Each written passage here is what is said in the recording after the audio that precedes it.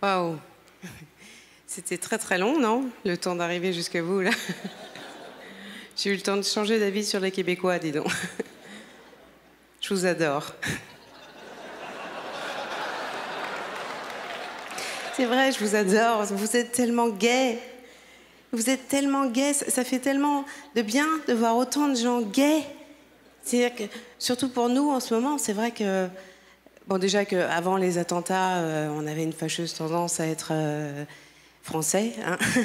Mais là, encore plus. Et c'est d'autant plus plaisant d'être à l'étranger, du coup, pour nous, maintenant, parce que c'est vrai que on a mauvaise réputation, les Français, à l'étranger. C'est vrai qu'à chaque fois que je venais au Québec avant les attentats, il y avait toujours ce moment désagréable où je prenais un verre avec un Québécois et puis à la fin, les langues se délient et le type te dit toujours « Oui, les Français, vous êtes arrogants, vous êtes supérieurs. » Et aujourd'hui, maintenant, plus de critiques, plus rien. On sent une empathie vraiment forte. On a un statut de victime intouchable. Et on a l'impression qu'on pourrait tout dire, tout faire, sans que personne n'ose nous critiquer. Et c'est très plaisant. J'ai l'impression d'être juive. Je me suis servie d'ailleurs de ce pouvoir magique il y a quelques jours dans Montréal. J'ai traversé en dehors du passage piéton, là. Et ça, vous ne faites pas ça. Hein. Ici, c'est vraiment un acte de délinquance grave. Hein. C'est-à-dire que vous avez des soucis ici, vraiment. Hein. Et je me fais engueuler par un policier comme ça. Et je lui dis, écoutez, monsieur l'agent, je suis désolée, mais je débarque tout juste de Paris, là. Et c'est vrai qu'à Paris, on n'attend pas que la lumière des piétons soit allumée pour traverser. Non, non, on court dans tous les sens pour éviter les balles de Kalachnikov, monsieur l'agent. Et ça a marché, il était tout ému, il était... Non, c'est... Il arrive des trucs étranges. Moi, j'ai rencontré un mec très engagé aussi il y a quelques jours dans Montréal. J'étais à la terrasse d'un Starbucks qui donnait sur la rue directement. Et j'étais bien, j'étais en train de lire un bouquin, je me sentais bien, en train de savourer un expresso. On est à l'étranger, on est bien, les soucis sont en France. Ça parlait québécois autour de moi. J'étais bien, je me sentais bien. Et tout d'un coup, je vois un vélo dans mon champ de vision, comme ça, qui s'arrête net devant moi, comme ça. Et du coup, je lève les yeux et je regarde. Et là, je vois un homme, plutôt beau gosse, qui me fixe comme ça.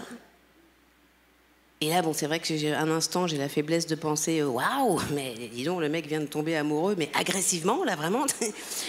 Et en fait, pas du tout, hein, pas du tout. Le mec me dit « T'es au courant que Starbucks file 15% de son chiffre d'affaires à l'armée israélienne ?»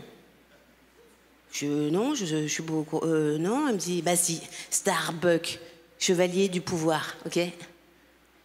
Je lui dis, écoute, je suis pas complètement bilingue, mais je suis pas sûre que ce soit ça la traduction.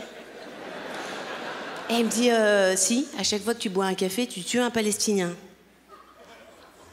Et puis je commence à douter un peu, parce que j'ai pas de personnalité, donc je commence à douter un petit peu, mais je voulais pas me rendre totalement à sa théorie, quoi. Je lui dis, bon, je crois que t'exagères un petit peu. Puis moi, je viens pas souvent chez Starbucks, là, j'ai pris juste un petit expresso. Il me dit, bah, t'as tué un gamin, bravo. Et le mec se barre, comme ça. Je dis, mais ça va pas ou quoi, là Parce qu'il y a d'autres gens sur la terrasse, il y a plein d'autres gens. Pourquoi moi, quoi? Pourquoi moi? Est-ce que j'ai une gueule de lanceuse d'alerte, moi? Je veux dire, pourquoi moi? Qu'est-ce que je... Et j'étais très gênée, parce que... Donc il y avait d'autres gens qui avaient assisté à la scène, et puis il n'y avait pas eu de débriefing, il n'y avait pas eu de commentaires. Et j'étais comme ça, et puis j'osais pas les regarder, mais en même temps, j'avais envie de les regarder, parce que j'avais besoin de soutien. J'aurais eu envie de pouvoir échanger un regard entendu avec ces gens et de faire... Il y a un paquet de cinglés ici. Hein. Mais après, je me suis dit, mais si ça se trouve, c'est vrai ce qu'il a dit. C'est que moi, je vis dans les années 40. Hein. J'ai pas Internet, j'ai pas de smartphone, j'ai pas la télé depuis 20 ans. Donc si ça se trouve, je suis la seule conne à pas avoir cette information. Donc je me suis dit, je vais pas les regarder, les gens, parce que si ça se trouve, je vais les regarder. Et là, il y a un mec qui va me dire, bah oui, on le sait tous, hein. C'est pour ça qu'on vient, nous, là, chez Chevalier du Pouvoir, là. Tous les matins, on vient tuer un Palestinien, ça démarre bien la journée. Je savais plus quoi faire. Du coup, je me suis levée, je suis partie. J'ai pas fini mon café, j'avais plus trop le goût de... Il y avait un peu un goût de pied de Palestinien, finalement. Je pas...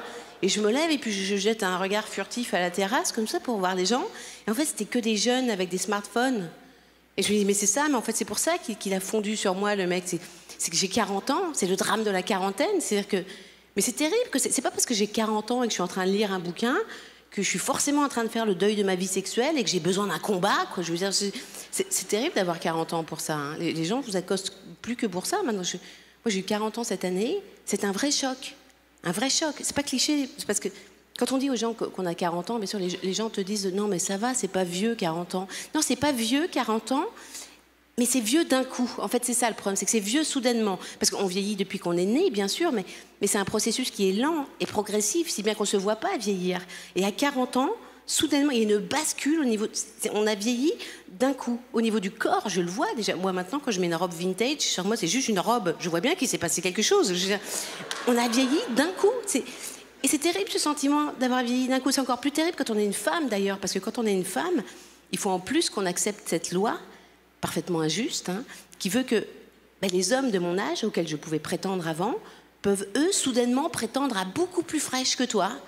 Et c'est une loi qu'on accepte tout à fait spontanément. Moi, je me suis rendu compte que spontanément, je ne regardais plus les hommes de mon âge dans la rue. C'est terminé. Enfin, si, je les regarde, mais je les envisage plus. Je les regarde... Je les regarde comme un naufragé sur une île déserte qui voit passer le 10e avion de la journée un peu trop loin de l'île pour qu'il l'ait vu, quoi. C'est comme ça que je le regarde, mais je ne l'envisage plus. Mais il y a une bascule au niveau des exigences pour la femme de 40 ans. L'autre jour, j'étais dans la rue et je vois un chauve passer. Et je pensais à autre chose comme ça, puis d'un coup, je me dis, tiens, il est pas mal, ce mec. Un chauve. Non, mais je peux envisager sexuellement un chauve aujourd'hui. Non, mais c'est tragique. Enfin, je veux dire, il y a vraiment quelque chose de... Non, mais c'est tragique parce que, je veux dire, moi, dans le sens où, moi, il y a un an, les chauves, je les regardais avec un mélange de compassion et d'amusement, légèrement condescendant, quoi. Pour moi, le chauve, c'était une espèce à part de l'humanité. C'était entre l'aveugle et l'humain, le chauve, quoi. Et aujourd'hui, maintenant que j'ai les seins qui pendent dans le vide affectif, je peux envisager un chauve sexuellement. Non, mais c'est tragique vraiment ce qui se passe à 40 ans pour une femme. Moi maintenant, quand je suis au maximum de l'optimisme et que je me mets à rêvasser un peu comme ça, la première idée qui me vient, c'est « Oh, j'espère que le prochain mec qui voudra bien me baiser me plaira un peu. » C'est à ça que je pense quand même. C'est tragique. Et les gens qui te disent « Mais non, la vie commence à 40 ans. » Mais c'est faux, la vie commence pas à 40 ans. C'est vrai qu'aujourd'hui, on a des espérances de vie 80 à 85 ans, c'est énorme. Mais on a la même usure du corps qu'en 1789, en fait. C'est ça le problème fondamental. Moi, je sens que je suis foutue physiquement. Je suis flinguée. Je suis fatiguée. Quand il pleut, je boite. C'est fini. Enfin, c'est terminé. Le matin, je me lève. Jusqu'à midi, j'ai la gueule de Mohamed Ali, la voix de mon père. Enfin, mes cellules se reproduisent plus, manifestement. Je sens mes organes dégénèrent, vraiment. Non, mais je le sens vraiment. Quand je mets pas de déo, je sens la soupe, maintenant. La soupe? Mais pourquoi la soupe? Je mange même pas de soupe, d'ailleurs, c'est même pas ça, parce que je peux plus rien manger, je digère plus rien, on digère plus rien.